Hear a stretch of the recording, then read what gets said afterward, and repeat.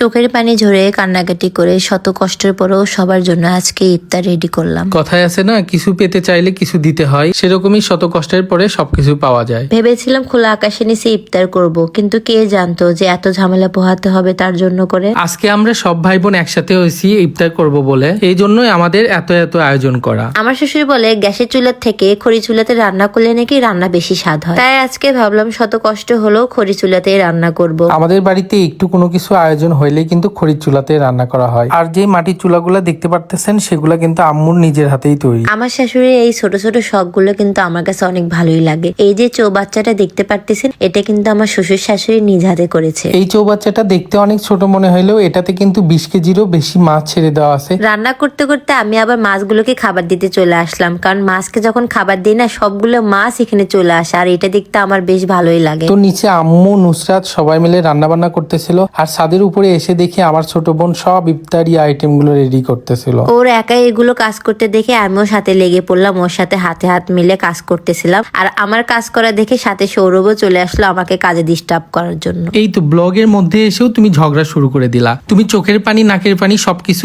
এক করে ফেলতেছিলা। আমি আসলাম তোমাকে হেল্প করার জন্য, আর তুমি বলতেছো আমি নাকি তোমাকে ডিস্টার্ব করতেছি। আসলে মানুষের ভালো করতে নেই। তুমি মরিচালা হাত দিয়ে আমার চোখ মুছে দিছো, তারপর থেকে আমার চোখ আরো বেশি জ্বলতেছিল, আর বলতেছো যে হেল্প করতে আসছো, তাই না? তো যাই হোক, আজকের এই বিশেষ দিনে তোমার সাথে ঝগড়া না হয় নাইবা করলাম, কাজের দিকে ফোকাস করা যায়। কিসের কি কাজ? একটু কাজ করতে লাগলেই বলে আমাকে একটু ভিডিও করে দাও। খোলা আকাশের নিচে ইফতার করা যেমন মজা তেমন প্যারাদায়ক। আজ আমরা ছাদের উপর ইফতারি করব বলে নিচে থেকে আমাদের থালা বাটি প্লেট সবকিছু উপরে নিয়ে আসতে হয়েছে, আর সেগুলা নিয়ে আসতে সবার অনেক বেশি প্যারা হয়ে গেছে। আর কিছুক্ষণের মধ্যে মাগরিবের আজান দিবে, তাই আমার শ্বশুর সবার প্লেটে প্লেটে ইফতারি উঠাচ্ছিল। আর আজকের ইফতারের মেনুতে ছিল সেমাই, হালিম, বড়ই, ছোলা বুট, বেগুনি, পেঁয়াজি, শরবত, তরমুজ, আর সাথে ছিল কোকাকোলা। আর মজার বিষয় হচ্ছে আজকে কোকাকোলার সাথে আমরা একটা গ্লাসও ফ্রি পেয়েছিলাম। সারাদিনের ক্লান্তি শেষে সবাই মিলে বসে থেকে আজান দেওয়ার অপেক্ষা করতেছিলাম। ইতিমধ্যে আজান যখন দেয় বিসমিল্লাহ বলে সবাই মিলে আমরা খাওয়া শুরু করে দিলাম। ব্যস্ততার কারণে অনেক সময় বাইরে ইফতারি করতে হয়, কিন্তু পরিবারের সাথে সবাই মিলে বসে একসাথে ইফতার করার আনন্দটাই অন্যরকম।